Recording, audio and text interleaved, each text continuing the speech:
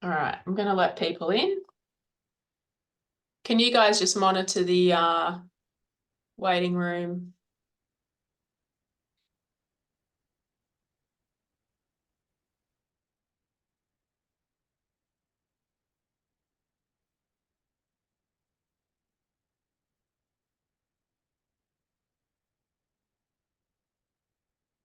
Hi, everyone. Welcome.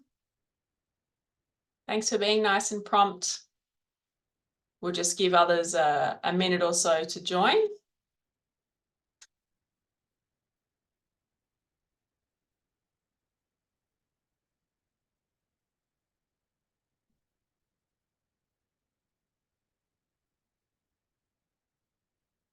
Nice to see some familiar faces and names.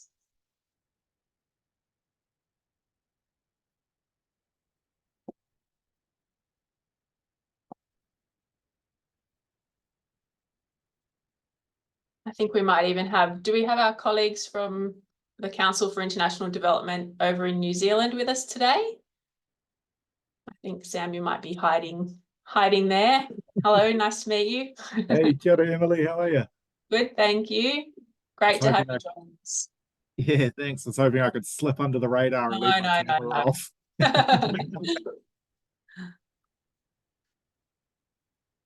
Oh, how's everything over the ditch there?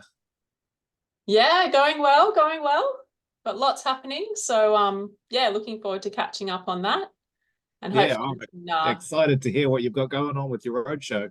yeah, well, hopefully today you'll get to meet a few of ACFID's members and hear what they're working on and so on. So yeah, glad you could join us. Oh, lovely to be here. Thank you. All right, looks like we've got quite a few people here. Have a look. Feel free to pop your videos on if you want to. No expectations though today. It is a long workshop, so I don't expect you to have it on for the full 3 hours. We've got quite a few more people who've registered, so we'll just give them 1 more minute and then we'll kick off.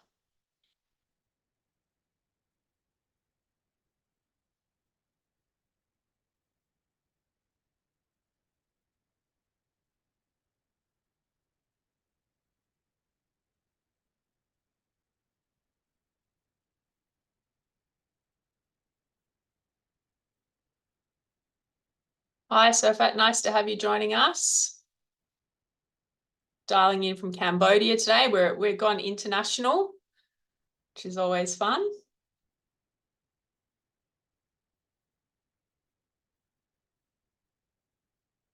All right, we might get started because we do have a lot to get through today. So welcome everyone. Thank you for making the time today to come and join with us as part of our ACFID Code of Conduct Roadshow. If I haven't met you before, my name's Emily Morton. I'm currently the Acting Director of the Effectiveness and Engagement team here at ACFID. And I've also got my colleagues Whitney Yip and Marvin Cesario on the line, who are Standards and Code Advisors here. And together at the moment, we're forming the code team.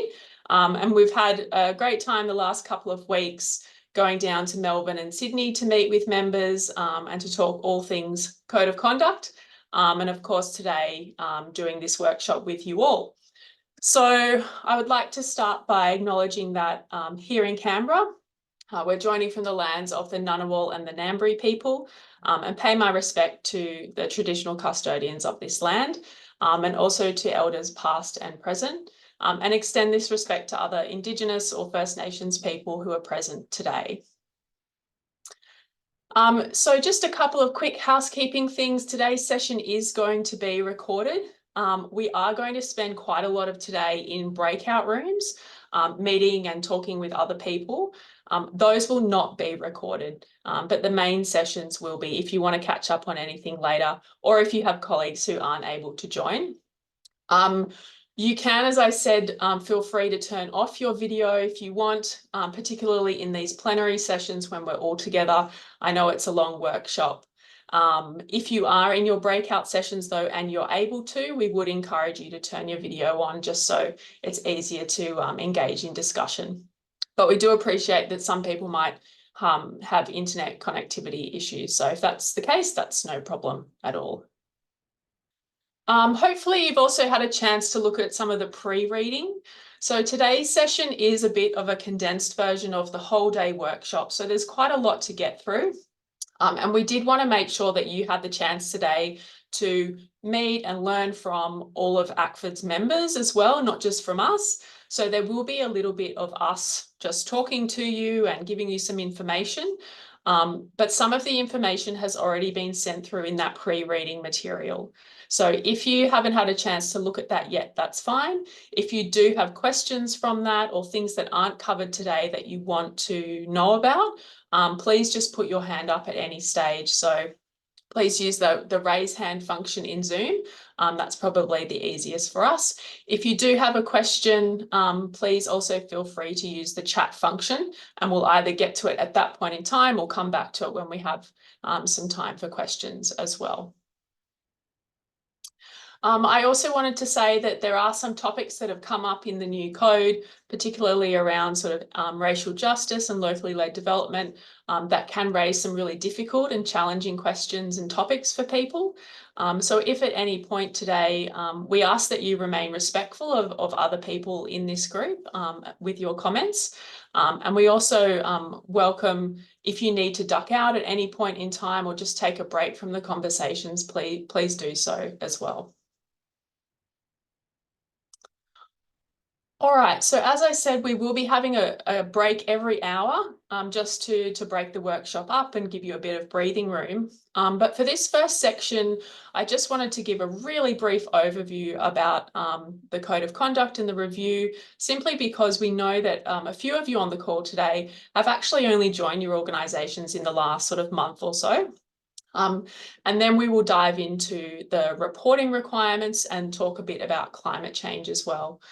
So first of all, just so we're all on the same page for our conversation today, it's good, I guess, to go back to the big picture of why ACFID has a code. And as most of you will know, ACFID's Code of Conduct is owned by the membership. So when there are any changes to the code, it's not ACFID as our secretariat. So Marvin, Whitney and I, we're not the ones making those changes. It's done through consultation with members. And the revised Code of Conduct was approved last year in October at our AGM. So overall, the purpose of the code is really about making sure we're improving the outcomes of the work that we're all trying to do, and also increasing the trust in our organisations by enhancing transparency, accountability and effectiveness across ACFID's membership. So when we're thinking about the code, I guess there's quite a few changes that have come in, and that might require either changes to policy or practice or some big picture thinking for your organisation. And ultimately, I guess it's useful to keep the end goal in mind about why we have standards and what the purpose of those are as well. All right, so after we have been through a review process over the last 18 months to 2 years, and the revised code will be coming into effect on the 30th of June this year. And most of the questions that we've been getting are around your organisation's reporting requirements back to ACFID. What do you need to do? When is it due? So that's where we thought we'd start today and get some of those more process questions out of the way, and then dive into some of the actual amendments themselves and what you might think about. So we are really conscious that obviously changing the code means that there are new things that your organisation is going to have to report to ACFID on. So we have developed a couple of new tools and templates to support you. Can I get a bit of a thumbs up maybe just in the Zoom reactions of who here is responsible as the person in your organisation for preparing your code reporting? Just see if we can see who we've got in the room. Yeah, I can see a few people. Nice. And some people might be contributing in, but maybe it's not your primary responsibility. Yep. Great. So if this is your role, or if you are involved in helping to prepare your organization's code reporting, then these templates and tools might be of most use for you. So there is an Excel spreadsheet that you can use to start preparing some of your responses and doing a self-assessment offline before you then submit any reporting to ACFID through the online portal. We've also got a really useful document, which is called a summary of the amended verifiers. So this looks specifically at the verifiers in the code, which tell you the evidence that you need to have to demonstrate compliance with the code requirements. This is a summary of all of the changes to those pieces of evidence. So where you might need to, again, review a particular policy, or you might need to look at what examples of practice you need to have now, that document goes through at a verifier level. Where are those amendments and what are they? There's also some frequently asked questions that might be useful if you're engaging with your boards or senior leadership on some of these questions, and some updated financial reporting templates as well. Those only have some minor updates, which Marvin will speak about a bit later on this afternoon. So all of those documents are available from ACFID's website, and I can see that Whitney's put the link in the chat there. And you should also have the links to this in your pre-reading, I believe, too. So in terms of reporting to ACFID, I guess the key message here is that the reporting process and timeframes remain the same. So just like you do at the moment, all member organizations are going to submit your code of conduct reporting 5 months after your financial year end as usual. So this means that if your financial year end is the 30th of June this year, then you will be reporting under the revised code, which will be due on the 30th of November this year. Likewise, if your financial year end is December of this year, you won't be reporting under the revised code until May of next year. So most of you, if that's you, you'll be doing some reporting which is due quite soon. That's under the current version of the code, but you won't report under the revised version until next year. The current 3-year reporting cycle is going to continue as usual. So this means that you do a code self-assessment in 1 year, which is the bigger, more in-depth reporting to us. And then you will do an exceptions report the next year, an exceptions report the year after, and then back to your code self-assessment. So that same 3-year cycle will continue. So depending on where you're at the moment in your reporting to us, you might be due to submit a code self-assessment in the coming financial year, or it might be an exceptions report. So if you have any questions about that, please reach out to us via email. And you can also find that information in the My ACFID portal and see what your previous year's reporting was as well. So just quickly in terms of some sort of compliance expectations. So as I said, if you are submitting reporting to ACFID in November of this year, you are reporting on the current financial year. So it's completely acceptable, and in fact, we are expecting it, that there might be some areas of the new requirements that you self-assess as non-compliant, and that is fine. So we recognize that obviously changing practice and actually implementing new policies, particularly where they relate to how you're working with partners, can take a lot of time. So what we're really looking for, particularly in the first year, is that your organization is aware of what the changes are and that you have a really clear plan in place to address any areas where you're not compliant. So we would expect that you will have looked through what the new requirements are and that you will then have some kind of action plan in place if you're not already addressing it. So as with the current policy, you will then have 12 months from the time that you are reporting to us to address any areas of non-compliance that you've self-identified as non-compliant. So if you're reporting to us in November and you're saying, no, actually we were not compliant for the last financial year, but here's our plan, here's what we're going to do, here's when we expect to be compliant by, and you will have 12 months to then try and meet those new requirements. The only thing to say then as well is just to note that the code has an independent complaints mechanism associated with it. So if we do receive a complaint about your organisation, we will be looking at the version of the code that was in place when that complaint, what it relates to, if that makes sense. So that's just so that it's clear for your organisation too. All right, I'm just going to pause there and see if there are any questions in terms of reporting timeframes or what we're expecting in terms of compliance. Feel free to come off mute or to raise your hand.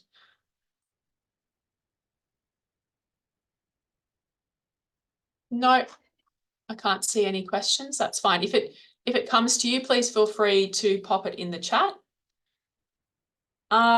So just really quickly then, if you are involved in your organization's code reporting, here are a couple of suggestions from us about what we think you might be wanting to do now. So even if it's you're not reporting for a while, we do suggest that you're having a look now in advance about which policies or documentation might need updating. Obviously, they can sometimes take a bit of time, especially if you're getting approval through your board. And I would suggest using that amendments to the verifiers as a bit of a checklist to go through and see what you might already have. And it's likely that all of the new requirements, you might have some of them covered already. I would suggest as well that you start going through and doing a bit of a self-assessment against the indicators in the code to identify any areas which you might need to action. And again, that offline Excel spreadsheet can be really useful for that. If your financial year end is the 30th of June, you might need to also, if it's not within your portfolio of work, discuss the changes to the financial reporting templates with your team who are preparing those and preparing the annual report as well. And just to say that some of the amendments are reflective of external requirements that you're already required to sort of meet. So that's a good opportunity to sense check and make sure that you are meeting those as well. If you're doing a code self-assessment, you will have seen in the material that we sent out to you that there are some new code focus areas. So these are particular areas in the code where the Code of Conduct Committee chooses to focus for a few years in order to try and support members and also improve compliance. So the two that they've chosen for the next few years are climate change and locally led action. So they have also decided, the committee have decided that they are going to ask members to submit documents which demonstrate their compliance around climate action as part of a code self-assessment. And we will provide more information to you about what those could look like as well. But that's just so you have the information now. So that focus area builds on our previous one around environmental sustainability. So if you're doing a code self-assessment, the only documents you will be asked to submit in the next kind of 3 to 4 year period. So you won't be asked to do your disability, PSEAH, complaints handling as you have been. It will now shift into your climate action documentation and as usual, your annual report and your audited financial statements. If you're doing an exceptions report, preparing for that, you don't need to submit your climate action documents. It will just be your annual report and your audited financial statements. Again, we would suggest that you start doing a bit of a self-assessment against the different indicators that are in the code. If you are really new to code reporting, and this is a lot of information coming at you at once, please do get in touch with us outside of the workshop today. And we're more than happy to talk people through sort of what we expect and what that reporting process looks like as well. All right, so that sort of brings us to the end of the section around reporting specifically. So hopefully some of the information that you have in the pre-reading materials, as well as what I've just shared now, will have answered most of your questions. But again, if you're looking for those templates and if you're looking for the new code documents, they are all available on ACFID's website on the code review webpage. So you can now go and download the new quality assurance framework, the new code of conduct, and those templates and tools that I've mentioned as well. I'll just pause and see, does anyone have any questions either about the reporting requirements or any of those tools or documents that we've talked about?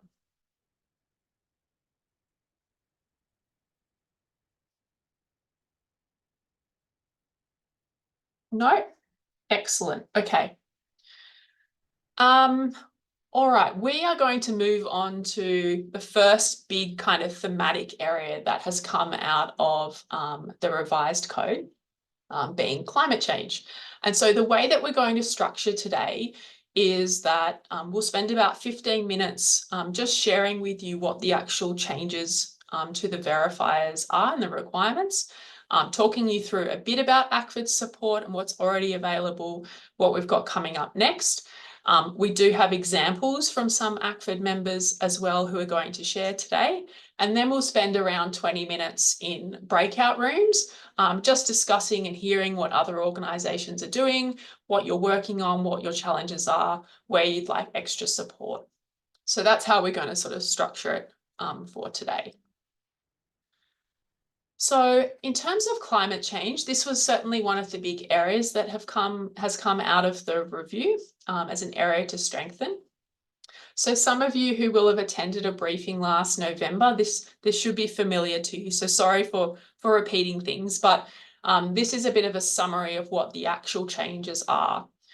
So again, just to confirm that members are not going to be required to undertake explicit climate change programming. So if this is not something that your organisation already does or wants to do, you're not going to be required to change the way or what you do for your programs.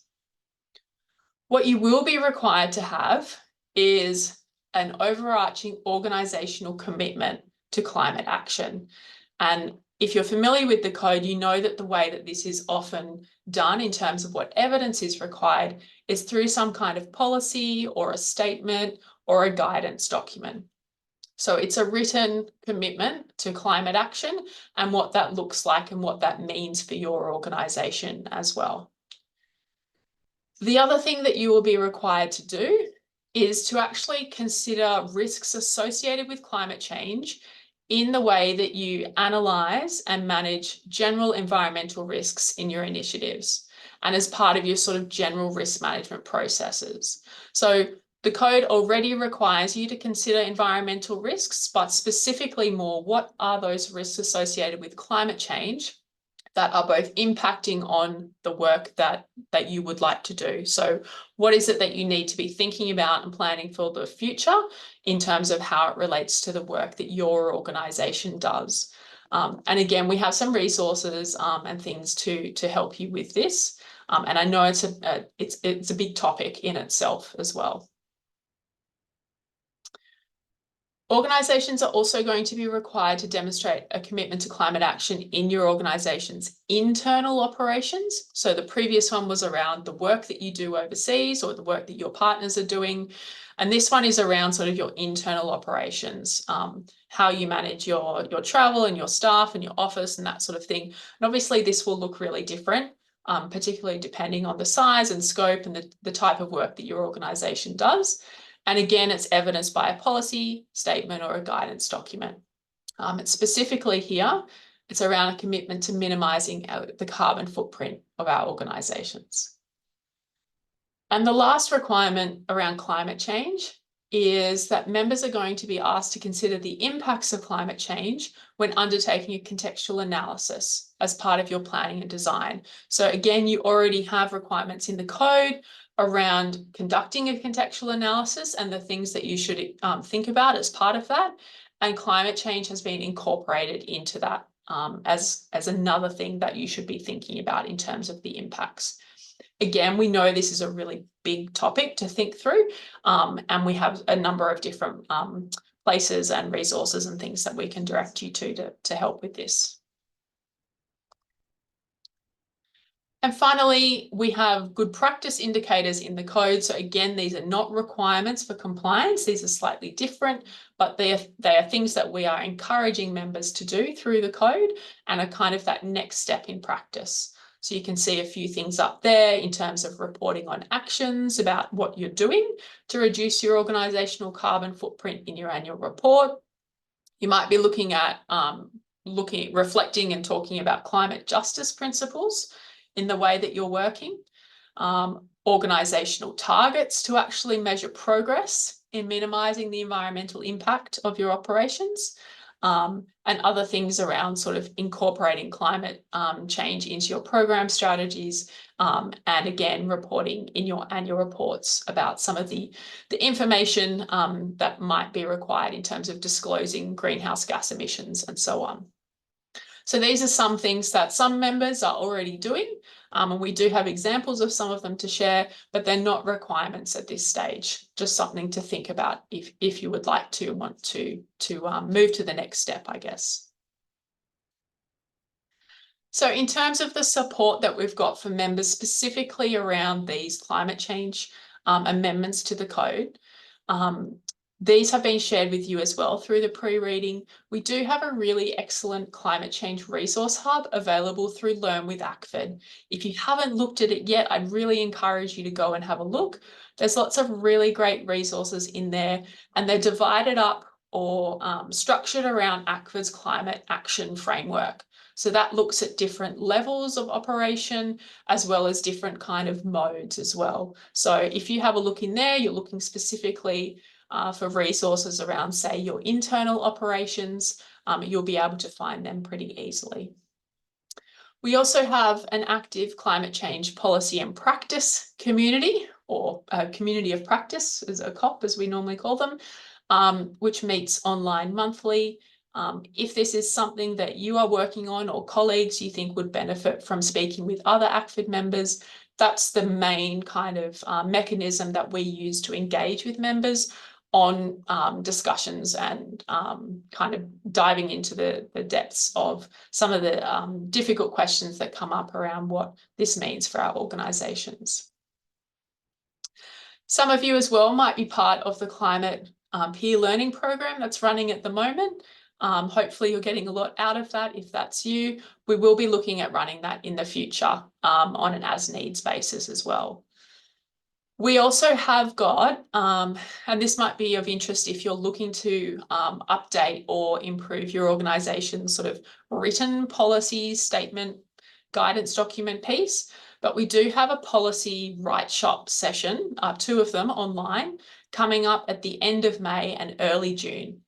So that will be an online session designed to actually spend some time together talking about what could be in a policy or statement around climate action, and looking at some examples and trying to draft it sort of through those write shops together, and getting a bit of feedback from peers and that kind of thing. So if that's something your organisation needs to do, please feel free to sign up to that. And I think, yeah, Whitney's just bombarding us with links, but that one is in the chat at the moment as well. All right, I'm actually going to pause now, and I think we have Zakun on the line from WWF. And what we're wanting to do is just share with you some examples from ACFID members about what they already have in place. Keeping in mind that ACFID's membership is extremely diverse. And we know that what WWF has got in place might not be relevant for a much smaller organisation who's not working in sort of the environmental climate space. So that's completely fine. But there might be things in there that are useful for you, or you think, oh, we could have a look at how they've articulated it or the approach that they've taken that you can learn from as well. We also have some other examples that you'll look at in a minute in the breakout rooms from medium and smaller size organisations too, in terms of their sort of policy and documentation around some of their climate action commitments too. So do we have Zakun on the line? Oh, we do. Excellent. So Zakun's just going to share a little bit about WWF's environmental and social safeguards screening tool. And she very kindly came along to the Sydney workshop too and shared a bit about it.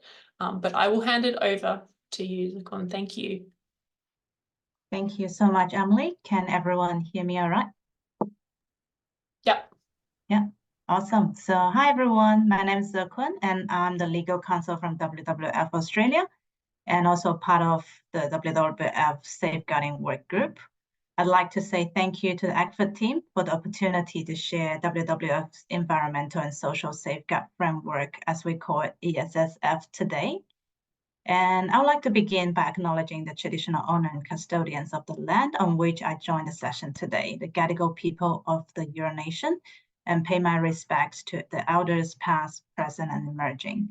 I also want to extend the respect to Aboriginal and Torres Strait Islander peoples here today. And I'd like to use the next 5 minutes or so to quickly run through our screening tool, particularly in relation to the climate change and environmental sections. Thank you. So yeah, the first thing I'd like to say is that all segments of the screening are somewhat interrelated, and we found that it's best to take a holistic approach since people and nature are part of the ecosystem together. And the second thing is that the screening tool applies to on a landscape or seascape basis. It is case specific and referred to the commonality of ecological, legal, institutional, socioeconomic, or demographic context within a country. And so activities in a landscape can be part of multiple programs or projects funded by multiple donors. For example, an area where a specific ethnic group lives, a specific livelihood activity is practiced, or where a specific legislation may apply can be defined as a landscape for the screening purpose. And in a very high level, the screening tool includes overview, context analysis, our history and presence in the landscape, activities, budgets, stakeholder analysis, cross-cutting principles, and mandatory safeguard standards. And I'll break down the last two in a little bit. So as you can see, could we go back? Yep. So on the right-hand side, I have a screenshot of the environmental context session of our screening. Some of the key questions asked here are, what are the main drivers and threats behind environmental change and biodiversity loss in this landscape or seascape? And what are the key environmental issues affecting the livelihood and well-being of local communities and individuals within this landscape? And yeah, so this is like high-level questions. And then if we can go to the next page, please. Yep, so we have, as I mentioned just then, we have 5 cross-cutting areas that the activities in a landscape are screened against, which are human rights, gender equity, children's rights, conflict sensitivity, and climate change. And here's a snapshot of the climate change section, including some questions that reviewer would ask, such as, have the potential impacts of climate change on the communities and ecosystems and the related risks and vulnerability been analyzed? Are intended social or environmental outcomes of the activity sensitive or vulnerable to potential impacts of climate change? And by asking questions like this, we want to identify issues, gaps, or potential impacts and relevant mitigating actions. So on the right-hand side is the second screenshot. It's for the accredited reviewers from our network. So after people complete the screening tool, the accredited reviewers will review the completed checklist and identify if any additional assessment or mitigation actions need to be taken place, or if they have any other recommended actions. Next page, please. Thank you. And as we can see, this is for the substantive safeguard standards, which defines what we can or cannot do in relation to the substantive matter. We have 6 safeguard standards in our ESSF screening tools, including Indigenous peoples, restriction of access, biodiversity and natural resources, cultural heritage, community health, safety and security, and pest management. And the standard will be triggered by the activity. So not all the 6 substantive safeguards applies in a landscape. So case-by-case analysis will be needed. And I took a screenshot of one of the examples is the biodiversity and natural resources. This one applies to our activities that may involve adverse impacts on biodiversity, natural resources, and ecosystem, which may potentially impact people and communities who are dependent for livelihood and cultural maintenance. And in the right-hand corner, you can see a little screenshot of our statement. It's listed in our WWF Network core standards and can be found on our public website. We purposely take a very small screenshot, so you don't need to read it right now, but feel free to go online after the session today to check it out more. And in the screening tool, we ask some detailed questions that include, like some of them are more general. For example, may any of the activities cause adverse impacts on biodiversity or the integrity of ecosystems? And would activity lead to increased waste pollution? And some more specific questions, such as, is there a risk that the activities may create or contribute to the pathways for spreading invasive species?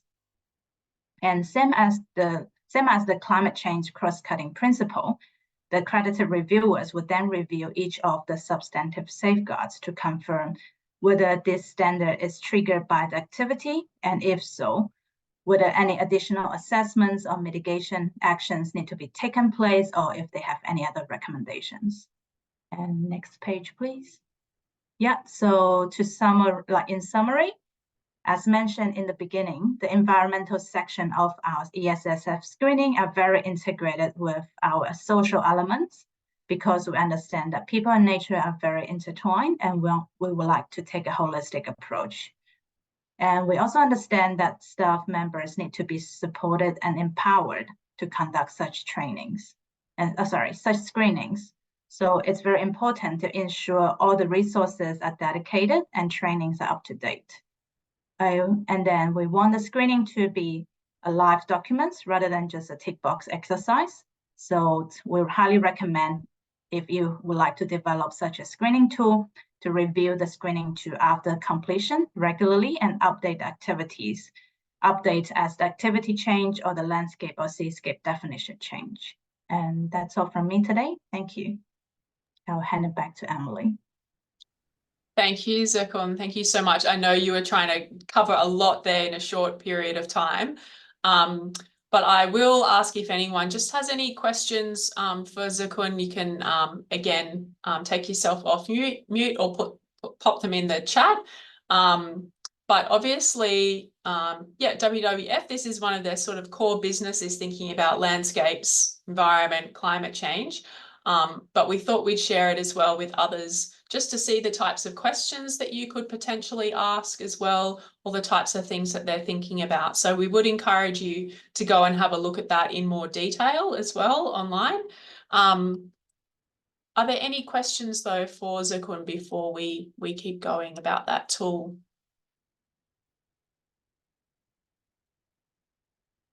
No. And I think one of the really interesting things about that one too is, as you've said, Zircon, how the climate action and environment is kind of integrated with some of those other social safeguards that you're thinking about as well. That's right. So Sam has just asked, is this the only online session we're offering? Yes, at the moment it is, but it will be recorded on all the code things. So Sam, if there's something in particular you're hoping to hear about today, please just flick us a message too. All right, Zircon, it doesn't look like we have any tricky questions for you. So thank you again for sharing that. We really, really appreciate it. Thank you, Emily. All right, we are going to move now into some breakout rooms just to think a little bit more about what our organisations might already be doing around climate action or climate change, but also to have a bit of a chance to look at some of those other examples as well. So we have got some links, and you will be using a Google Slides to access them and to put down any comments or notes that you want to. So in your group, what we'd like you to have a think about is, firstly, obviously introduce each other, find out where you're from, and just have a little bit of a chat about what your organisation already has in place, potentially, in terms of your work around climate change. This could be from a policy point of view.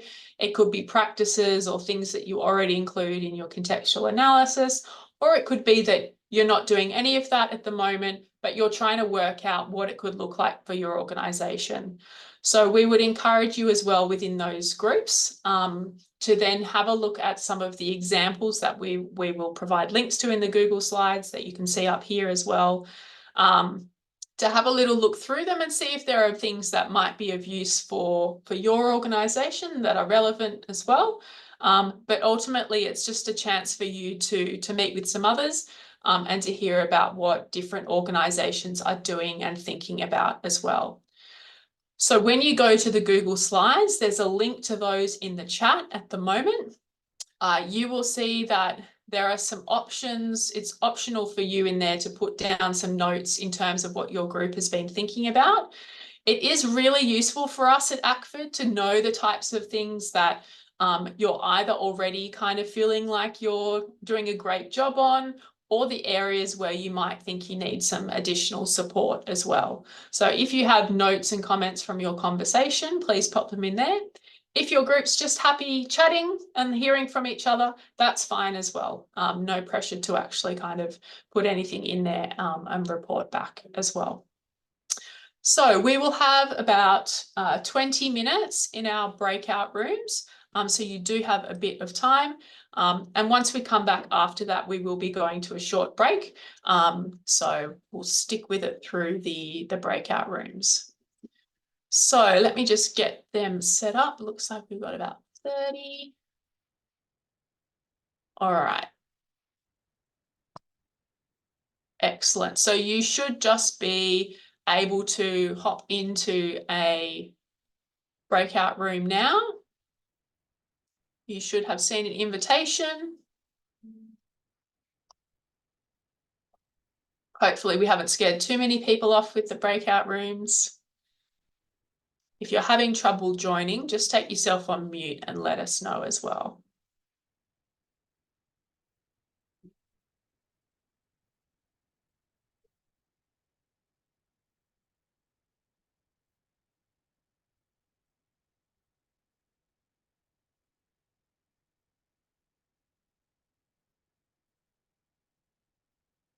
Penny and Joanna, are you both able to see the breakout rooms?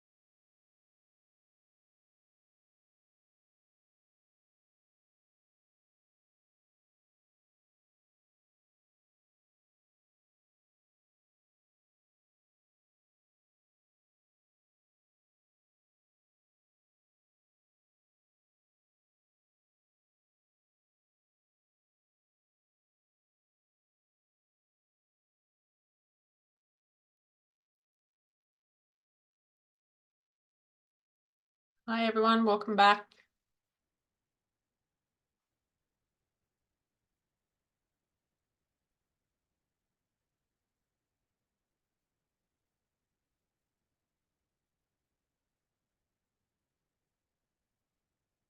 Right, I can see we've got about half the people back. We'll just let everyone join.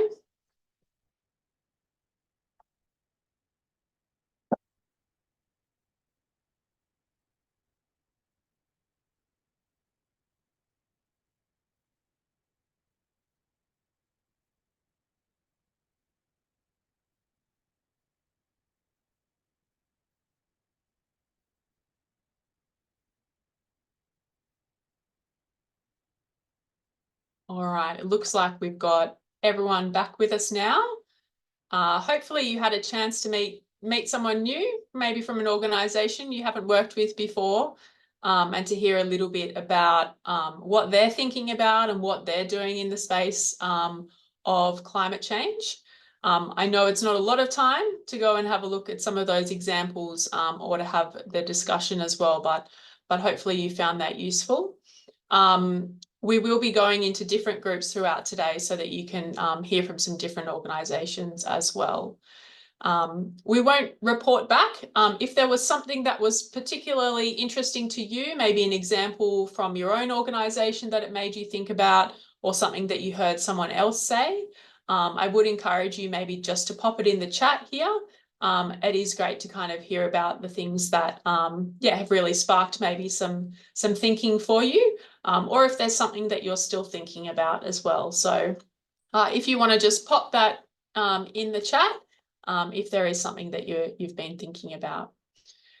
So what we're going to do now is, in a moment, we're just going to pause for a quick 5-minute break, just a chance to get up, stretch your legs, go make a cup of tea, whatever you need to do. And we will start back here at 3:05. So we will see you all in a few minutes. Thanks, everyone.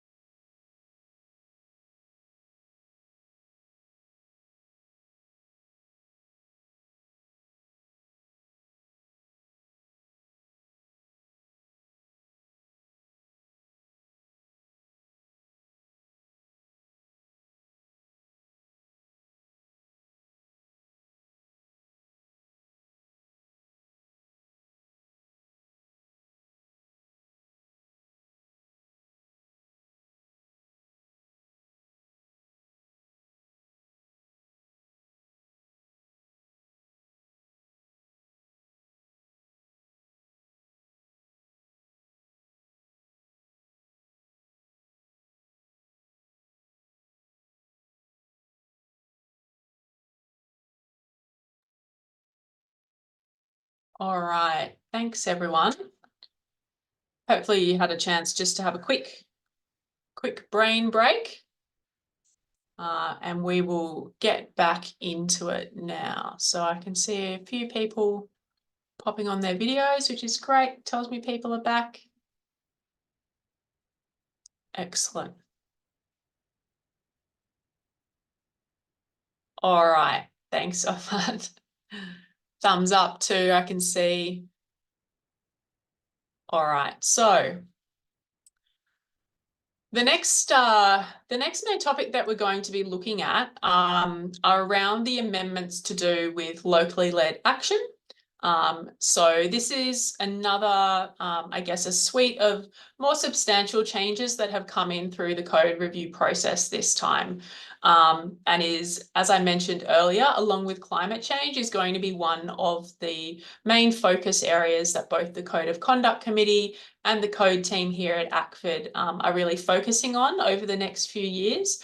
And so what that means is that it will be an area where we're, I guess, channeling our time and resources into making sure that ACFID members feel supported to be able to both meet code requirements, but more importantly, I guess, in terms of actually thinking through what this means in practice for your organisations as well. So just to say that the code changes form part of the work of ACFID in this space. And we are sort of thinking through what some of the next steps need to look like in terms of support as well. And today we will be sharing with you as well and giving you time to look through some of ACFID's new locally led action toolkit. So as part of the Roadshow in Sydney and Melbourne, we did have a whole second day that looked at what's actually in the new toolkit and trialing some of the different tools and activities that form part of that. We won't have time to do that today, but if it is something that you're interested in looking at and using in more detail, there is a community of practice as well. So just to put that up front, that there are lots of other bits and pieces of work that are supporting the code changes in this space. All right, so if we come back to the actual amendments to the code that your organisation will need to be across. So there are a few kind of core new requirements related to locally led action. So this is specifically around, again, that organisational commitment to locally led action. And we know that some organisations are looking at kind of more of a strategic piece or a position paper for their organisation, maybe not necessarily a policy as such. It might fall into your sort of development approaches. So there's all different ways that you might choose to document your organisation's commitment to locally led action as well. We're also looking for organisations to have evidence of how they're naming and being aware of and then addressing some of the power imbalances in the organisational relationships that are relevant to your initiatives. So we're not talking about how your organisation is addressing power imbalances or inequality in the communities that you're working in. This is really at that sort of partnership level, coalition level. Who are you working with? What are sort of the power dynamics there? And this can look really different, particularly where organisations are working in different federated structures or working in coalitions, or in how you already work with your partners as well. So there's a real diversity across ACFID's membership about what partnership looks like. But this one is specifically, I guess, recognising the importance of power in terms of determining decision-making and whose voice is at the table as well. So that's where that one has come from. And some of the tools in the locally led action toolkit will support the conversations and help kind of address some parts of this requirement as well. But it's certainly an area we'll be looking at in terms of the types of evidence that you could provide to us about how your organisation is doing this.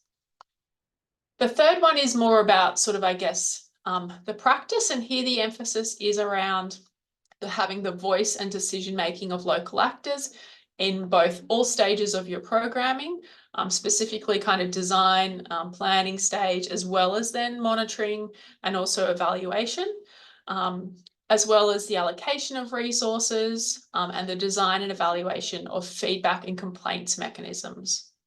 So how is it that your organisation is making sure that that voice and the decision-making of local actors is in there.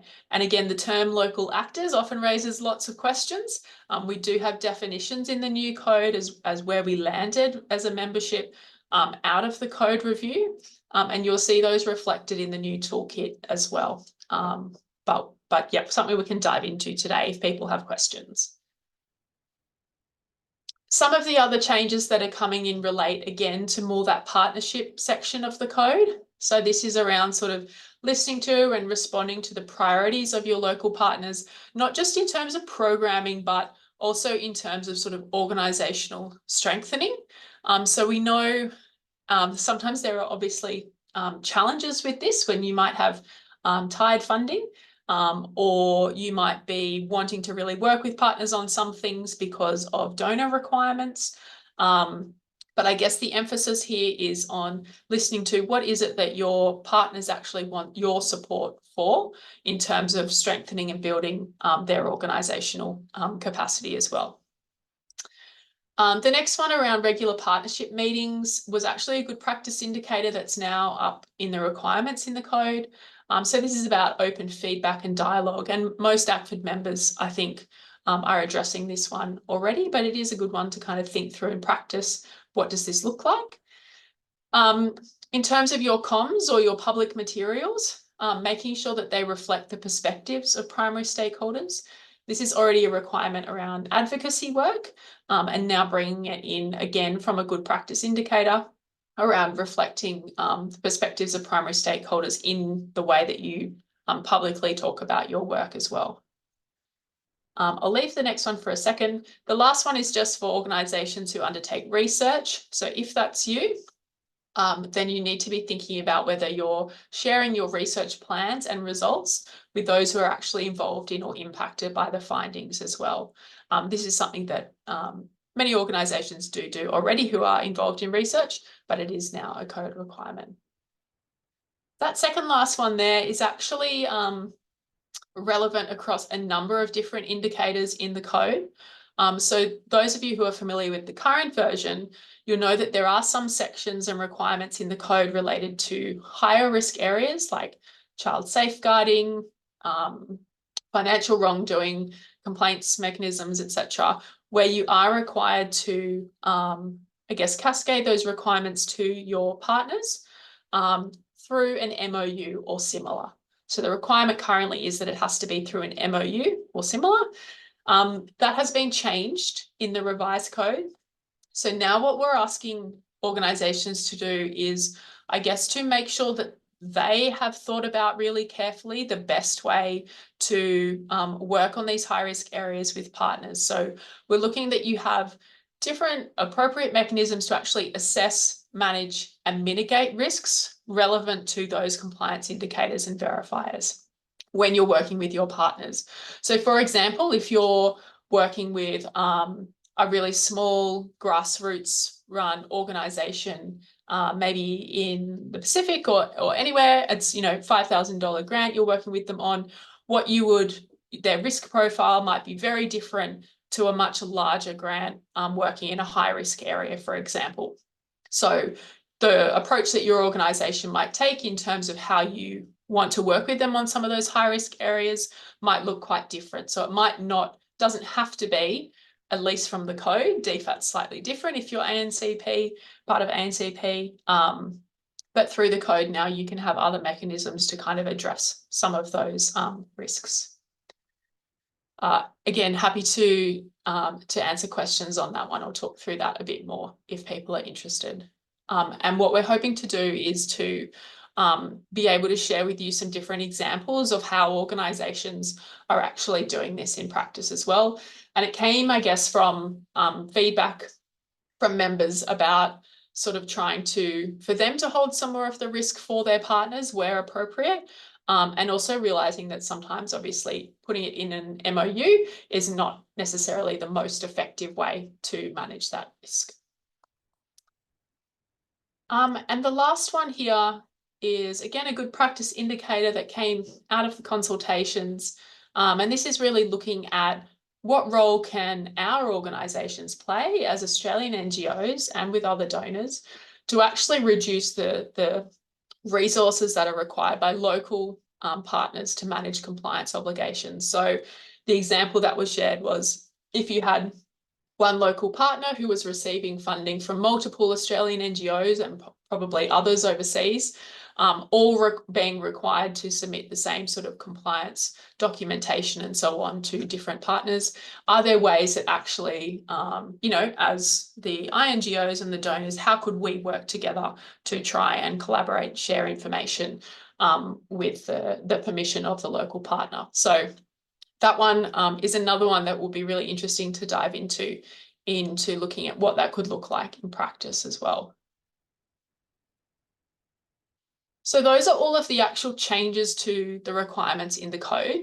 In terms of the support that we've got at the moment for members, so as I mentioned at the start, we do have a new locally led action toolkit. This toolkit has been developed specifically for ACFID member organisations.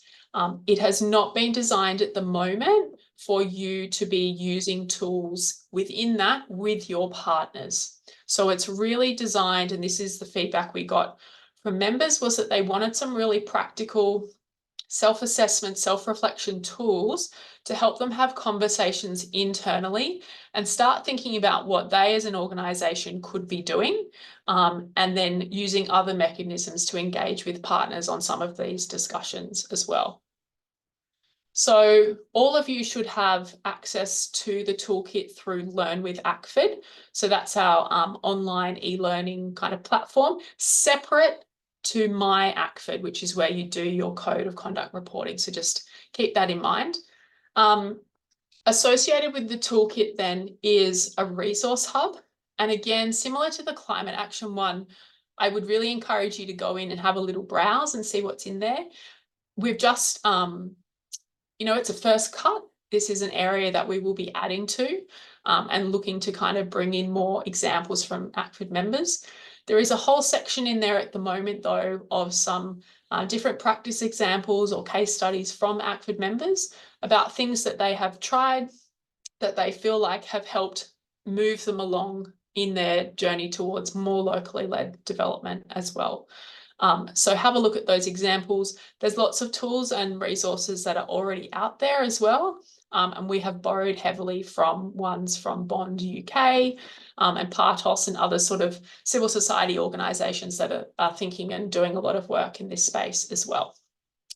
So we really welcome, if you do want to use the toolkit, I would strongly encourage you to join the community of practice, and we will be using that space as the place where we kind of talk to each other about how the toolkit's being used, what are some tips and tricks for actually using it in your organisation, and also having some more of the conversations around this topic more generally. As I said, we will be kind of focusing on this, on locally led action for the next few years. So we're certainly thinking about what are kind of the practical resources or opportunities that we can offer to ACFID members to help progress some of the conversations. So we are, again, looking at some kind of an ongoing learning series too. As with the climate action, obviously one of the code requirements is around that documented organisational commitment. So we are looking at doing a similar type write shop in August of this year too. So if that's something that your organisation is thinking about, it might be helpful to come along and hear how others are trying to articulate their position around locally led action as well. Are there any questions either about the code requirements there or some of those support mechanisms before I share some examples from members as well?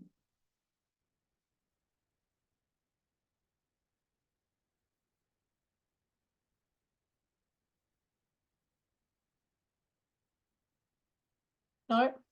And I know that it's difficult in the online space as well sometimes to really kind of, be able to think about and ask those questions quickly. So please get in touch if you're looking through the code changes, you're not really sure what it means or what it could look like for you.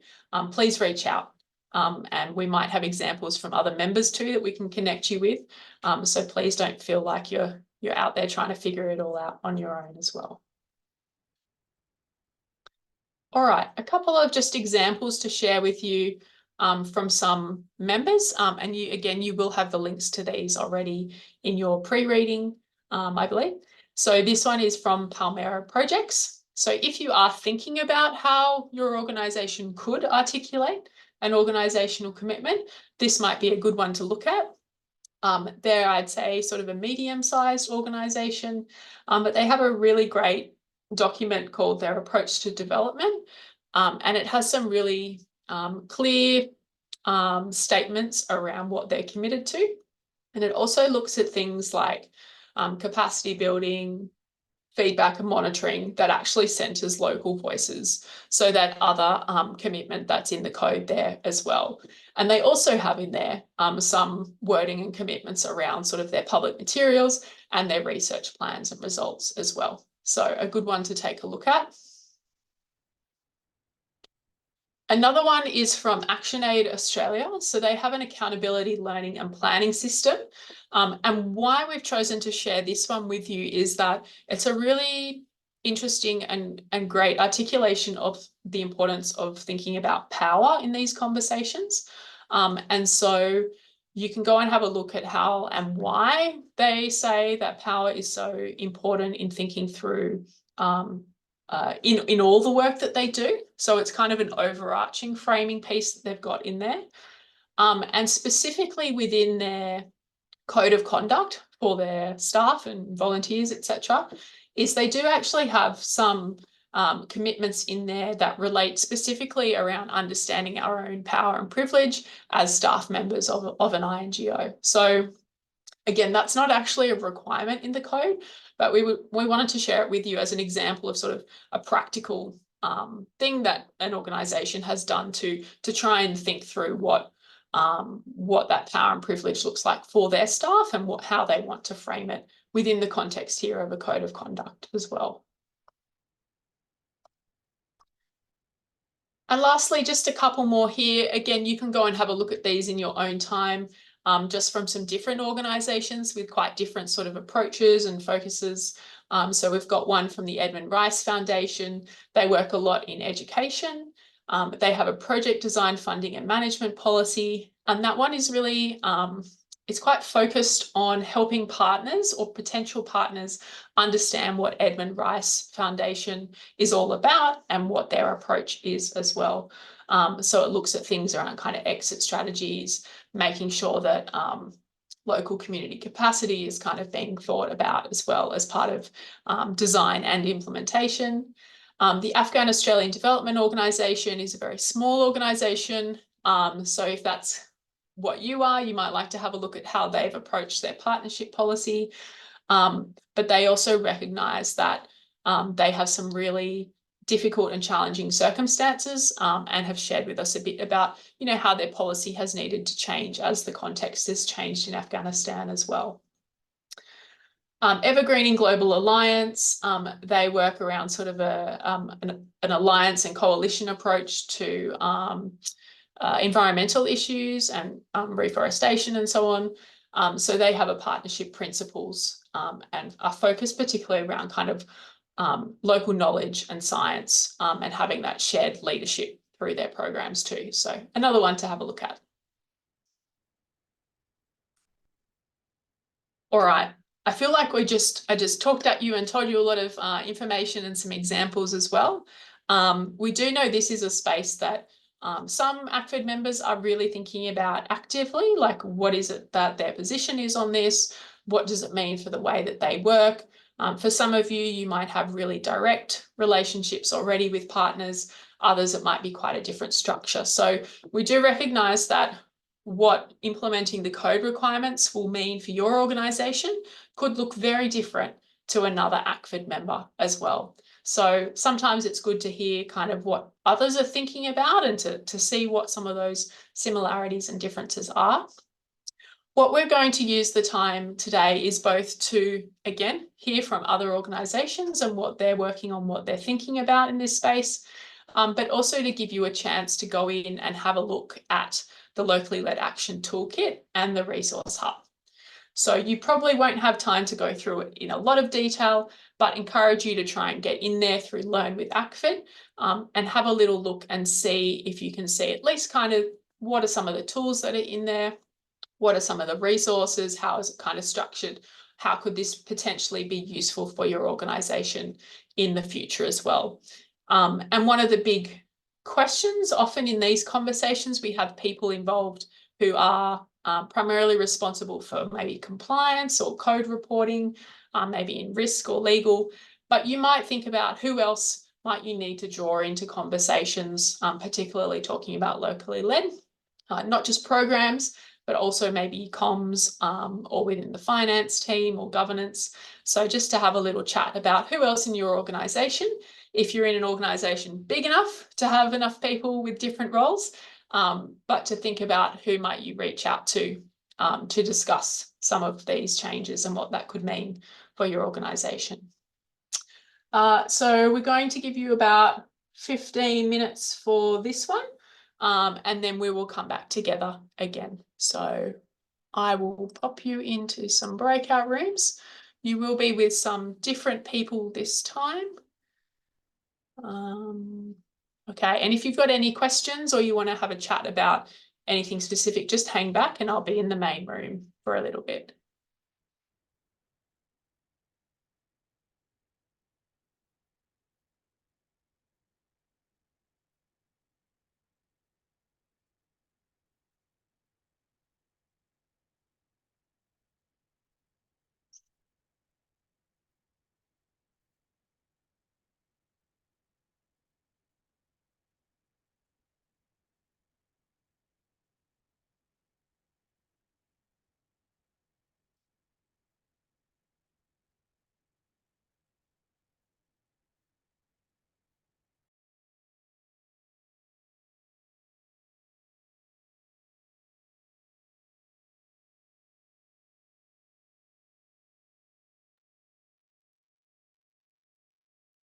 Has anyone got any questions? I can see I've got Mercy Ships and Penny, you're here too. No problem if you've just ducked away for a second too. No questions from us. We're just working on some submissions. Okay, no problem.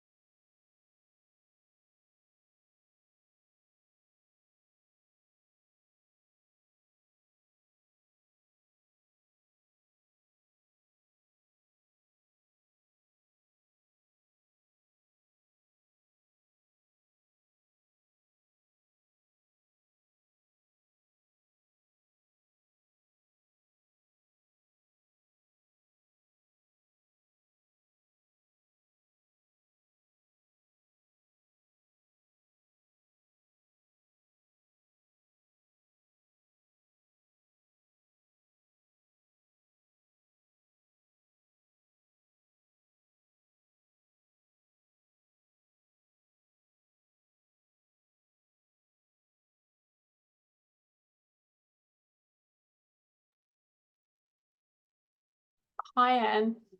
Did you want to join? We're just in breakout rooms around locally led action. Did you want to join a group? Yeah, how much longer have they got to go? Probably like 5-10 minutes.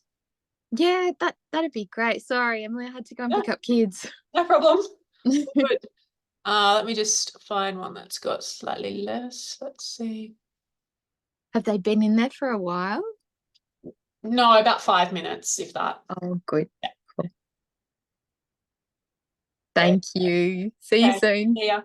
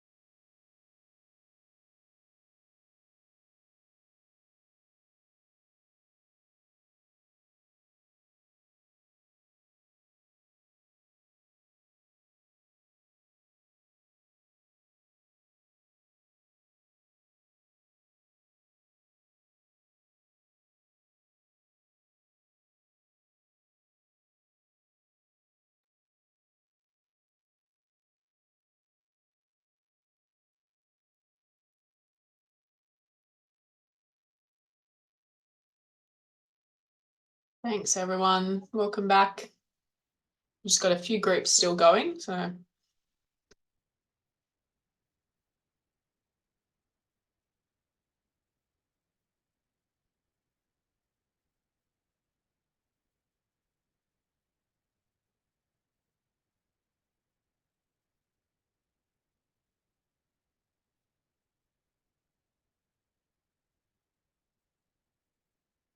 Excellent. All right. It looks like we've got everyone back with us now. Apologies if I've interrupted some interesting conversations mid-sentence, but hopefully, yeah, there are a few things to talk through in that one. Obviously, as I said, we spent a whole day last week and a couple of weeks ago kind of talking through the toolkit and this topic in more detail. So there will be other opportunities as well if you want to engage with others around locally led action and what that might mean for your organisation. But before we move on just to the next kind of thematic area, was there anyone who did want to share anything that came out of their groups? Maybe something new or interesting that you learned, or something that you just made you reflect on the conversation that you had?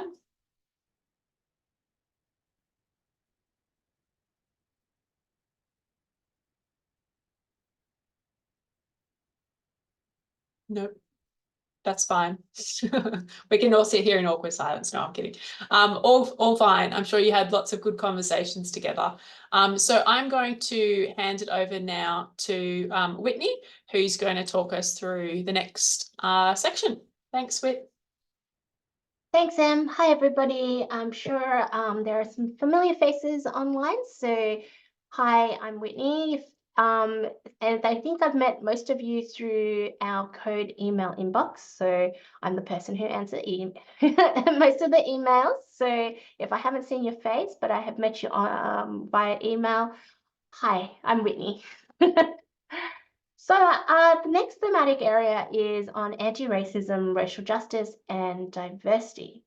So what are why make these changes? In 2022, around I think around the George Floyd kind of time period, the ACFID made a commitment in the council and made a commitment to promote anti-racism, ensure that there was diverse representation, and to really wholly think about how racial justice can be achieved in the sector. During our workshops for the review, we had a lot of feedback that asked or talked about explicitly addressing NGOs' own power structures and the diversity of the workforce, leadership, and governance bodies. So if you can think of, and I think, you know, this can be one way to break down two very, very big interrelated topics, is that locally led can be perhaps looked at as external facing programs and work that you do with your partners and work that you do in country. And perhaps, you know, racial justice can start off by looking within and internally at our own organizations for Australian NGOs. You know, are our organizations reflective of the diversity that we actually have here in Australia? And, you know, that's not just on, you know, on race, but on all sorts of diversity. Sorry. Most of the amendments have been introduced as good practice indicators, which means that they're not mandatory, but we are definitely encouraging folks to you know, give them a try and see what you can do as a next step. And again, anti-racism and locally led development are quite interlinked.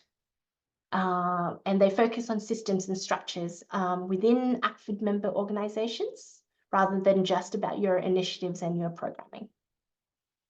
Next slide, thanks. So what is actually changing? So you will be required to demonstrate an organizational commitment to the pursuit of racial justice. I would definitely say you and your organization need to come up with what is your definition of racial justice. What does that look like? What does that mean? I mean, you know, there's an overarching meaning, but it's very hard to pin down. You will be required to provide access to safe training in issues related to diversity and anti-racism. And the key word in there is safe training.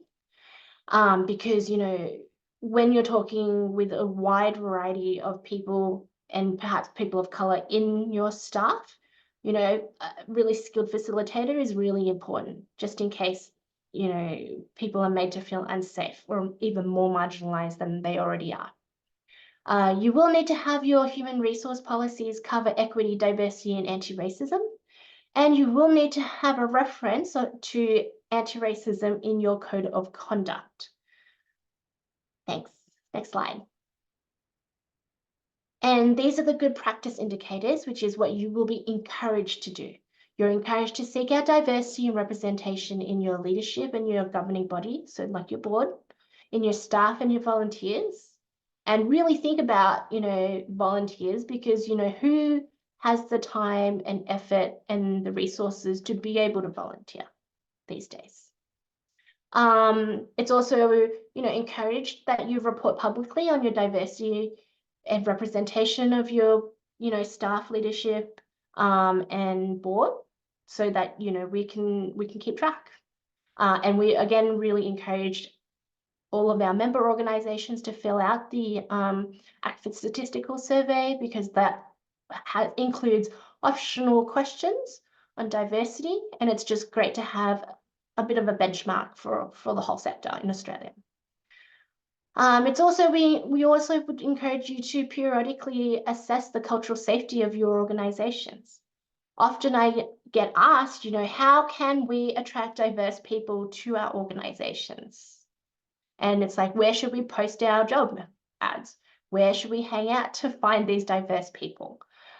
But I think a better question is, why does my organization attract people of color? Or why does my organization attract diversity? Like, is it safe for people to join? Are there any, you know, are they going to feel welcomed? Like, why would your organization be an organization that marginalized people would like to join? And the last good practice indicator is to nominate a member of senior leadership or your governing body to have oversight and responsibility for the organization's progress on diversity and anti-racism. We've spoken to a lot of different organizations who are doing this transformative change, and it is really, really important to have leadership buy-in. They need to be invested in it just as much as all levels of staff. But also, you know, usually if there's someone responsible for this piece of work, then someone's responsible for it and progress can be made. But when everybody is responsible for it, then nobody is doing the work. Yeah, and so we know that this is a really big topic, just like the locally led development. So we do have support already. So things that are available now is the Yielding and Wielding Power Toolkit on the ACFID website and on Learn with ACFID. We have the Racial Justice Library Guide on the ACFID website. We have been holding a CEO roundtable series in Sydney and in Melbourne, working with a facilitator. And we do have a racial justice COP. And we hold regular meetings every quarter, and we also have affinity group meetings for staff members of colour. So I am one of the co-conveners, so please come and join us. You can join us through the Community of Practice platform on the My ACFID website, or otherwise you're welcome to just email us and we can give you instructions on that. What is coming up is some guidance, updated guidance in the Good Practice Toolkit. And we will be writing up some learnings from this whole code roadshow that we've been doing over the past month. And we do have a list of training that I'll just upload to here. There we go. And I'll also pop up the links for the Racial Justice Library Guide. Here we go.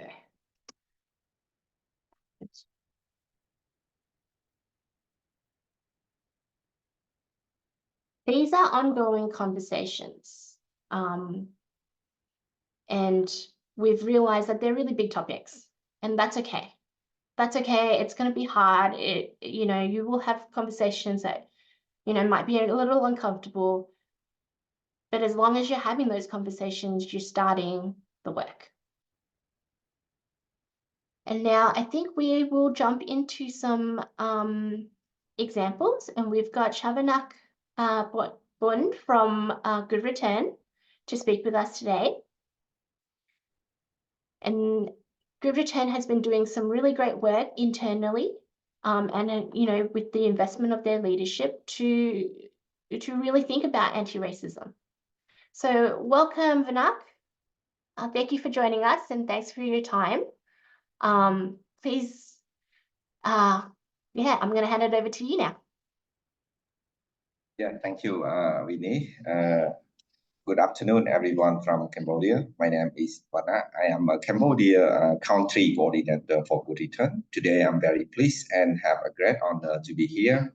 And many thanks for the ACFID for this great opportunity. In my 5 minutes, I will be going to briefly share about example of Good Return in promoting social inclusion and practicing anti-racism. I would like to start with the first part on the left hand side. It is related to JETC policy.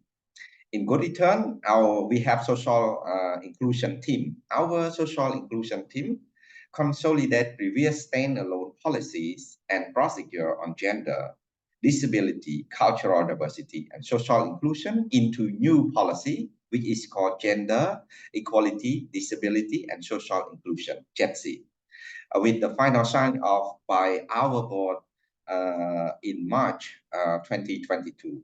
This policy plays a very important role in guiding the organization and its operation and program for addressing anti-racism action, with protecting and promoting human rights of people of different race, religion, genders, ages, disability, cultural and linguistic background, and sexuality, in particular vulnerable people and groups, including groups that have been racially and ethnically disadvantaged. In our program design, we put the need and the priority of marginalized people in our core design. This aspiration of the policy is to ensure that the inclusion is deeply and systematically embedded into organization culture, structure, and the attitude of all staff in Good Return. But if the inclusion is not fully integrated into every aspect of an organization that I have mentioned earlier, then it will like just be a goal on the paper rather than a reality in practice. At the second part of on the right hand side, in Good Return, all team members come from different nationality, countries, backgrounds, and culture. So to promote the understanding of cultural diversity and equality in the workplace, Good Return has invested a lot of time and resources to implement key activity as below. We conduct 2 sessions of cultural diversity for our board. The first session aims to give them understand why cultural diversity and anti-racism matter to Good Return as the organization, and each of us as individuals. The second session aims to recap the finding and recommendation, the next steps for the Good Return Cultural Diversity Tracking Survey report, and understand the cultural exchange approach. Building on these 2 sessions, our board strongly provided their support for implementing cultural exchange project. Through this project, our staff who come from different country and culture were matched with our board member in pairs and each pair need to meet together at least 4 times for the purpose of exchanging their own culture virtually. We based the discussion guide on the ACFID Yielding and Availing Power Toolkit.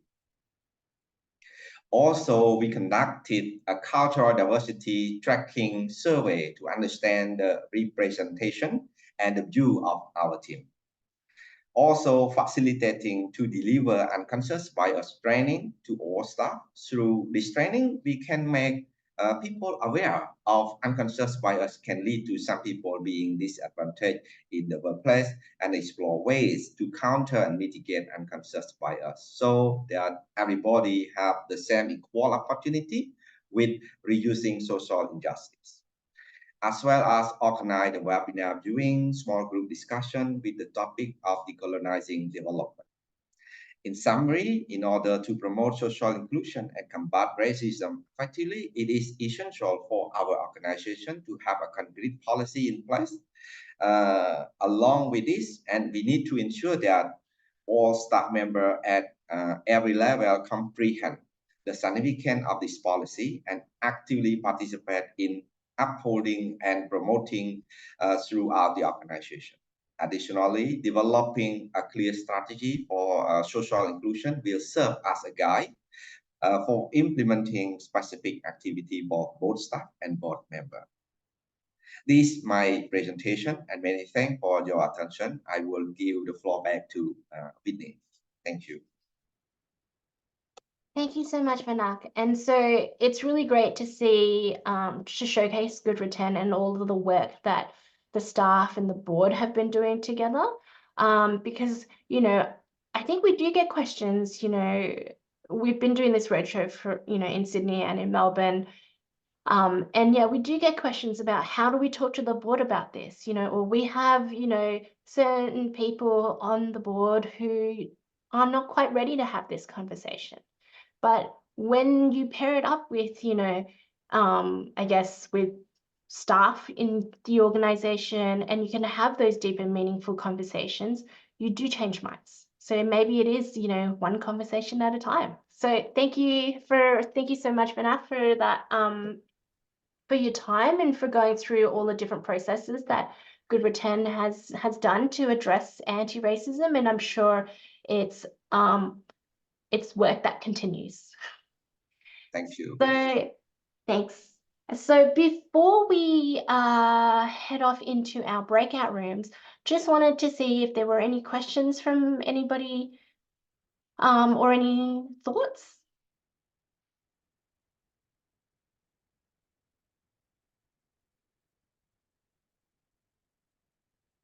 Nope, doesn't look like it. Great. Well, we will jump into our breakout rooms. So same as before, we'll jump into groups of 3 to 4 people. And let's chat through some of these questions. You can, if you want to look at the questions in depth, just jump onto the Google Docs, go to page 13. But in our small groups, let's kind of dig into what does your organization currently have in place? Or what requirements do you think you will need to focus on or need support with? Or how do you think racial justice is defined in your organization? And most importantly, who needs to be in the room to make some of these changes?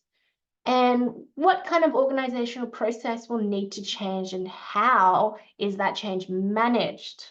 That's a tricky one. Anyways, so, Em, will you put everybody in breakout rooms or? Yeah, okay, you done it. Thanks.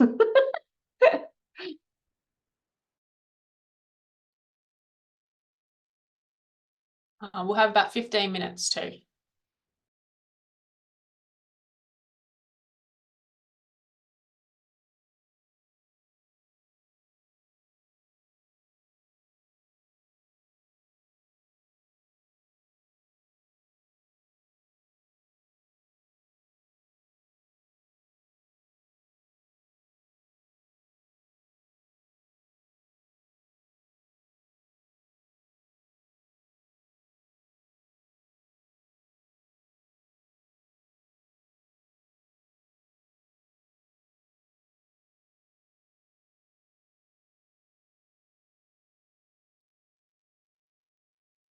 And I just wanted to check if you wanted to join a group, if you're having any trouble, or if you might just have stepped away, which is fine.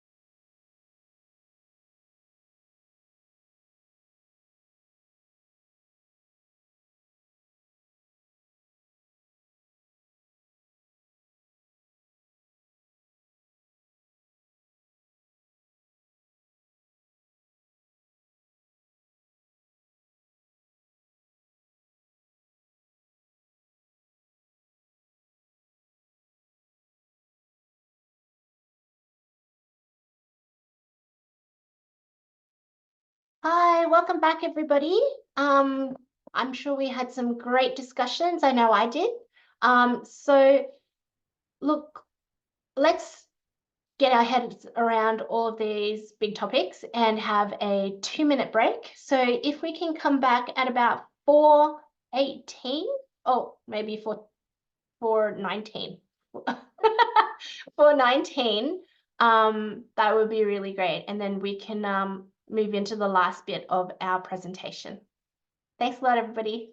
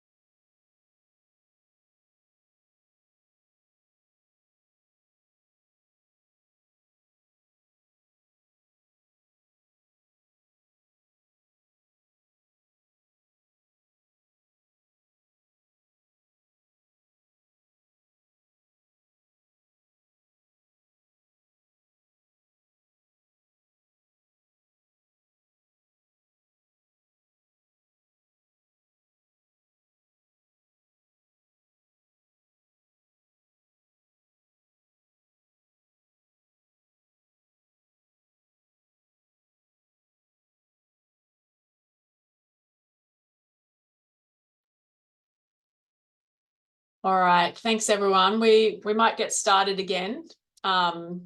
Push through for the last 40 minutes or so now. We've got a little bit more to cover.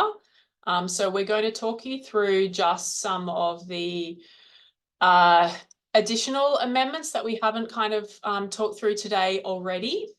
So we've obviously talked about some of the bigger thematic area changes, but there are some other amendments coming through that we wanted to draw your attention to. We won't be able to spend too much time on them this afternoon, but if you do have any questions about them, please reach out to us as always. And then we will do just some general tips and tricks about reporting, some of the changes to the financial reporting templates and so on before we wrap up today as well.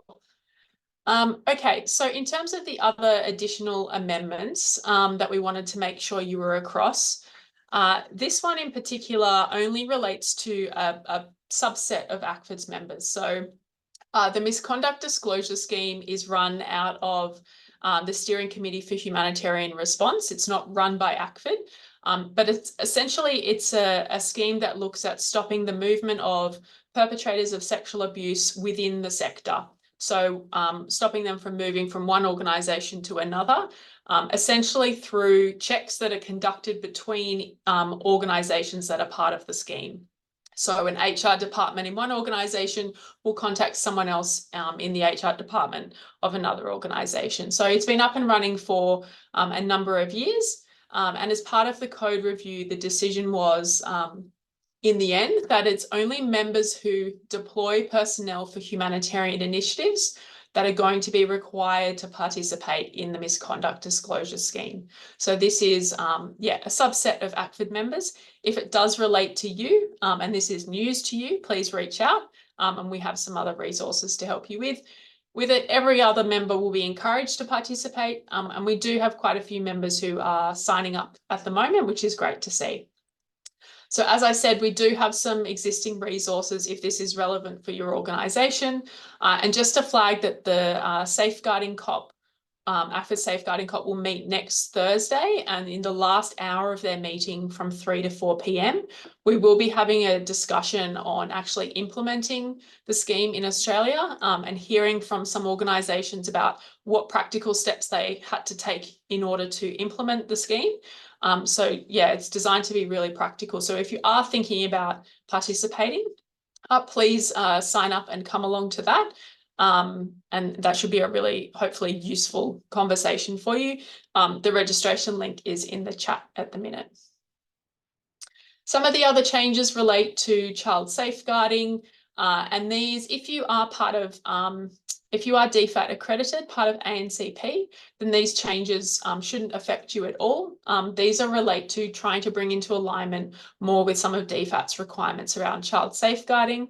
There are a little bit of updates in terms of safeguarding policy, including a definition of a child, some of the reporting procedures and so on. Again, we now have some topic guides on particular topics, including child safeguarding, which draw out all of the requirements in the code on particular topics. And you can see in there exactly what the new requirements are. So I would say the largest changes here are in that second dot point in terms of your reporting procedures. The code used to set out some really high-level principles around reporting procedures, but now there's actually a bit more detail about what your reporting procedures should actually include. Again, it's likely that your organisation probably already has a lot of this, but it's a good one to go and just have a quick review of in the next kind of 6 to 12 months. As I said, in terms of support, we do have a safeguarding community of practice you can come to ask any questions, and we will be updating the policy guidance that sits on ACFID's website, both in terms of child safeguarding and the prevention of sexual exploitation, abuse and harassment as well. So that will be upcoming. There's also been some changes around risk management. So a little bit of a change in terms of members needing to have some kind of organisation-wide risk management approach. So the code has previously touched on risk in terms of programming and very specific risks around, say, child safeguarding. But this is more about how does your organisation overall manage risk, particularly at a governance level, and also around regular reporting to the governing body around key risks and controls as well. So again, something you're likely to be doing, but one to check. There's a couple of changes to acknowledging the code of conduct that your organisation has as well. There's a few different ways that you might do that. The whistleblowing policy requirements, the wording here has been updated to reflect the current legislation. So there have been some changes to that since the last code came into effect. So I would suggest that you go and have a look through that. There's also some really detailed definitions in the quality assurance framework around whistleblowing and whistleblowing protections. So this is a new area for you, but you're needing to look at it. I'd suggest you go and have a look at the definitions there as well. In terms of partnerships, there are a couple of, again, sort of minor changes here in terms of some things to think about as part of your kind of due diligence. This includes an assessment around your partner's authority to work in relevant countries. The code does not prevent you from working with a partner, no matter what their authority to work is. That might be different to other donors like DFAT, but at the moment you're asked to at least consider it and look at it as part of your due diligence or working with partners. We also made some changes around ACNC requirements. Again, hopefully these are all things that your organisation already has in place to do with your compliance with ACNC, particularly the second one here, needing to have records that make sure that you can actually prepare a summary of your organisation's activities and related expenditure outside Australia on a country-by-country basis. So it's not a requirement that your financial reporting has to be done on a country-by-country basis, just that you have the records that would enable you to do that if the ACNC required it. Some minor changes again to conflict of interest policy, but hopefully you've already got these in place too. So in terms of some support, we are updating the Good Practice Toolkit online. This will be relaunched, I guess, in June to align with the new code coming into effect. And we have updated our mapping with the ACNC requirements, and we'll do so with DFAT once they've landed where they're getting to with their own accreditation criteria. There are some really good resources, particularly around risk management for your kind of board level, if that's something you need to look at as well. So that's a really quick snapshot of some of the other amendments that are coming through. And again, I'd suggest that you kind of work your way through that summary of the amendments to the verifiers document.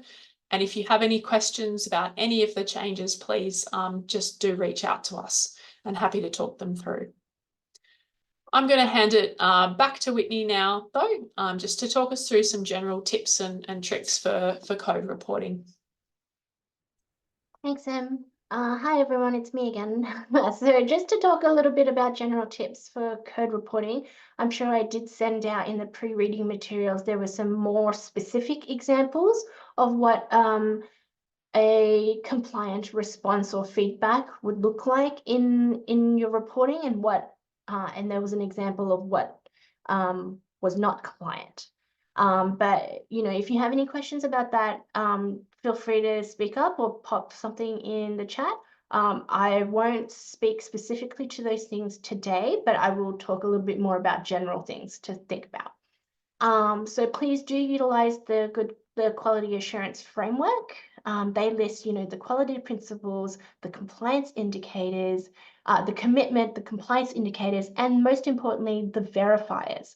So the verifiers are the very last bit on, if you look at in a table, they're the very last bit in the table on the right.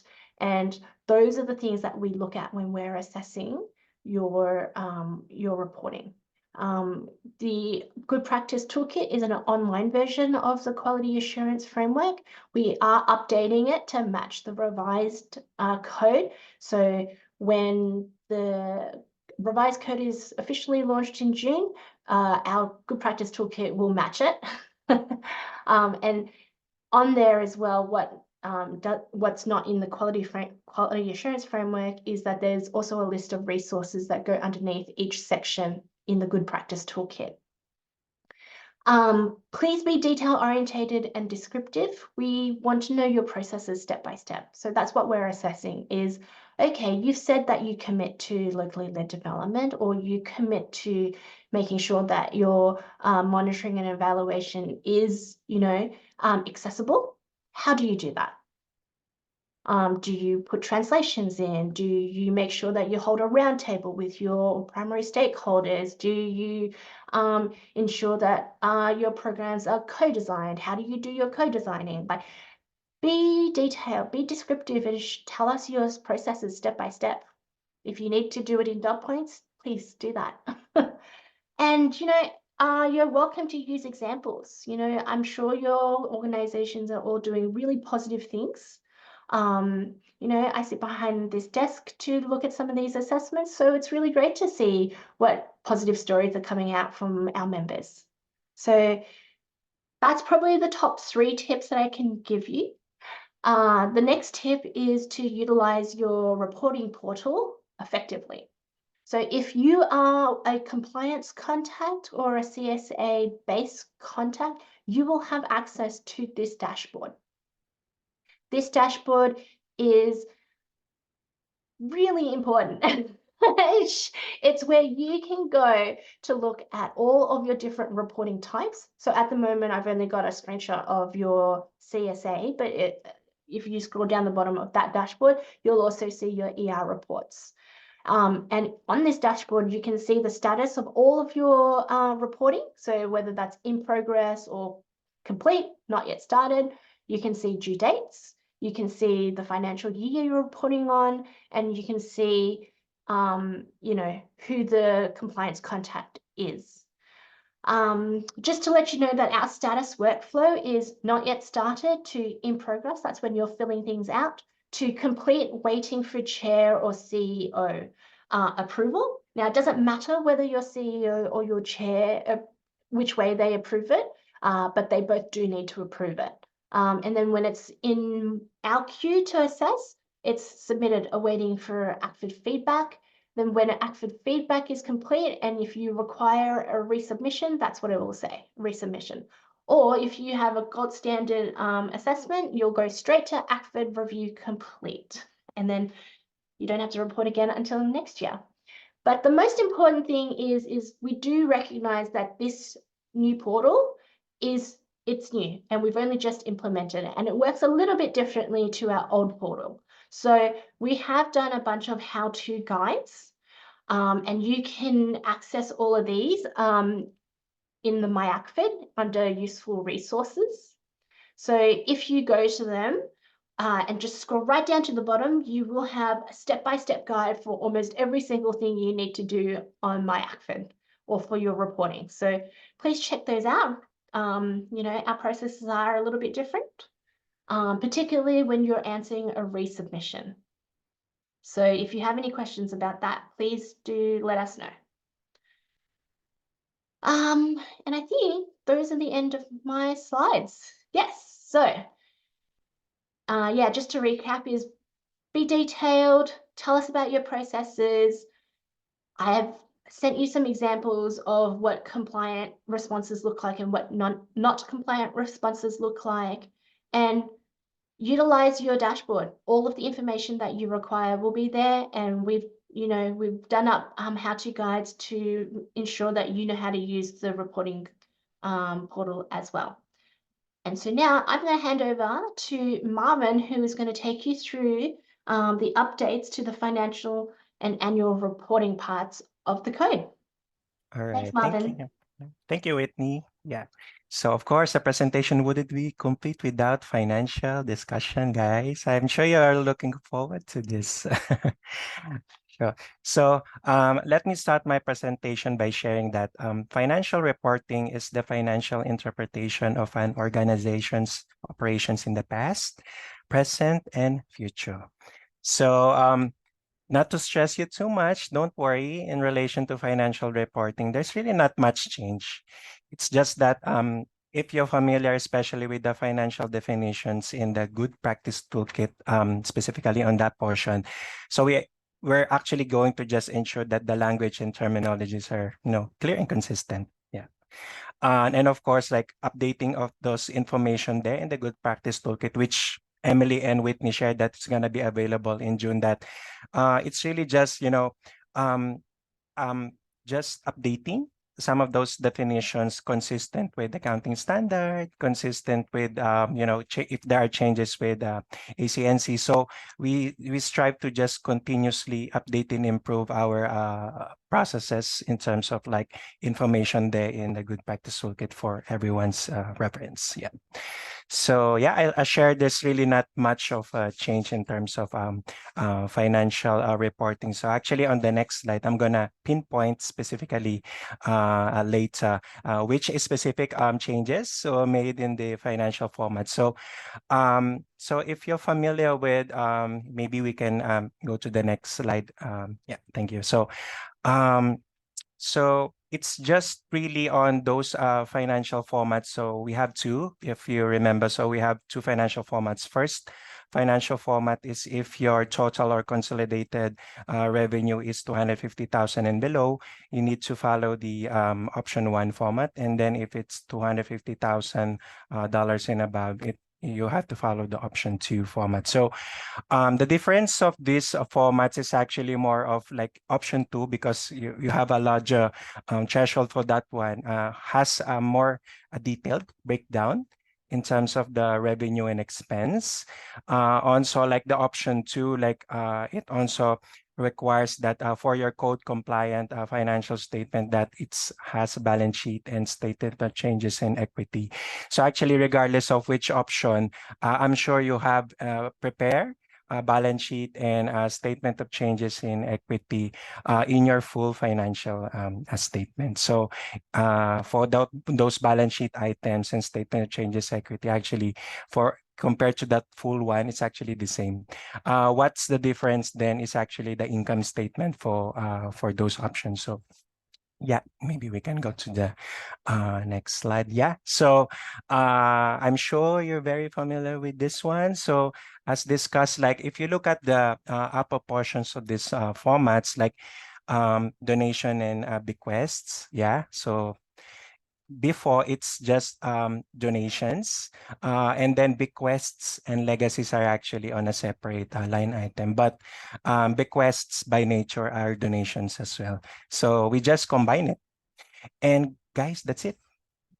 That's the only change in the format, right? So it's gonna be, supposedly it's gonna be really easy for you guys. So yeah, moving into the next slide. So this slide shows like, so me and Whitney, our role is really to deep dive into your assessments. So as shared by Whitney, so, you know, we really appreciate our members who are actually very detailed in terms of their responses and the quality principle. Yeah, and just, you know, so we will be able to understand that how you actually how your organization is in terms of complying with the code and the specific quality principles. So for the past financial years, like when Paul was still, you know, handling the my function, and up to the recent assessments that we made, this is actually the summary of all of those trends that most of the members actually are very consistent and are very good. So if you look at them, I'm sure this will definitely put a smile on your face, because you are really good in terms of these trends. No questions about that. Yeah. All right. And for the next slide, these are actually those needing for improvement.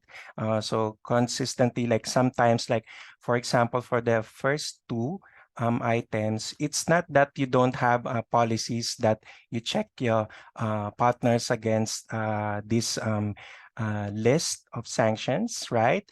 And also, you know, it's not that you don't have in your process when you do your members due diligence process that that there was no checking against this reference to, you know, prohibited listings. It's just that in terms of your confirmation to us, you just didn't say it. So imagine, like, if you don't, for example, you were not very clear in terms of like responding to a specific quality principle when you do your CSA, it adds time actually. So we return back to you, and then you need to respond to us back. So actually, you know, really investing time in your responses to us would really actually be helpful for you and for us in terms of, you know, completing your assessments. Yeah. So for the last two items, first one is lacking information about evaluations of the effectiveness and learning from aid and development activities conducted by a member. So the requirement of the code is actually for you to have this information, like it's about, you know, sharing what you learn in terms of, you know, when you implement your program operations. You know, it doesn't need to come from formal evaluations. It can be from your, you know, usual monitoring when you monitor your program activities, and, you know, putting that story in the annual report actually. So this is specifically related to that information that's supposed to be in the annual report. So in the email that was sent by Whitney, actually, it includes some examples of members of how they actually did those this specific the way they document it in the annual report. So they have a specific portion of that, like if you see those examples in this member. So but you are actually not required to have a dedicated section for this one. So you can actually, you know, put these learnings when you talk about your program, program achievements for the year. That's okay. No, that's definitely totally fine. Yeah. And for the next for improvement, that's insufficient information and members reporting financial ratios. Sometimes, like so when your annual report, like, by the way, you are not required to actually present financial ratios, but if you do, you're supposed to actually refer that this information, that ratios that you use, is actually coming from the code compliant financial statements, right? The full financial audited statement. So supposed to be like the readers of the financial report, even not as an accountant, will be able to, appreciate and understand these financial ratios behind. So as me as an accountant, of course, like this is something that I am really happy to see. But of course, like at the end of the day, it's like what would be the best way of actually telling and sharing your stories and your program activities for the benefit of the readers of the annual report and for the public. Yeah. So there's also an example there, like if you read the one that we sent via email. So it's a really nice an example because it started with an overview of the financial health. So, and then after that, that organization actually after that showed these ratios, which is actually coming from as well from the income statement. So if feel very free to look at that. It's very easy to actually follow, even if you are not an accountant or finance is something that you're not comfortable with. So yeah, really nice to look at those examples. Yeah. And yep, for the next slide. Yeah. So giving back to Emily for the wrap up. Yeah. Thanks, Marvin. And thanks, everyone. We're actually sort of going to be finishing a little bit earlier today, but we do have a little bit of time now just at the end. If there are any questions that you've had throughout the session today, now's your opportunity, I guess, to ask us. If you do want to get in touch with us after this as well, our email address is just code@acfid.asn.au. Hopefully most of you have contacted us in the past already. But I will also just pop this up here now as well. So we are really keen to just hear about how you found today, what was useful, what wasn't useful, and also things that you might like to discuss further in the future. Obviously, we've got our communities of practice around most of the thematic areas that we talked about today, and those are where we will be continuing a lot of these conversations. But as we've said as well, there are quite a few different kind of support mechanisms and resources and things that we're looking at for the next 6 to 12 months, just to support you as the code switches over to this revised version as well.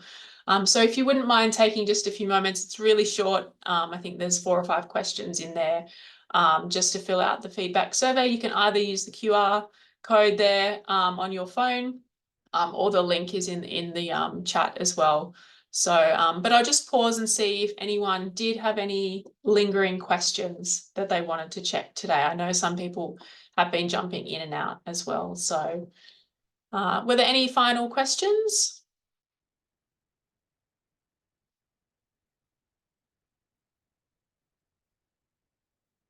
No.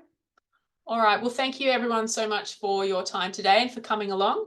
And we will certainly be in touch.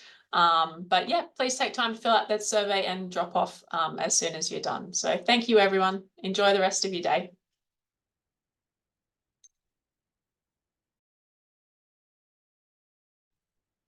Thanks.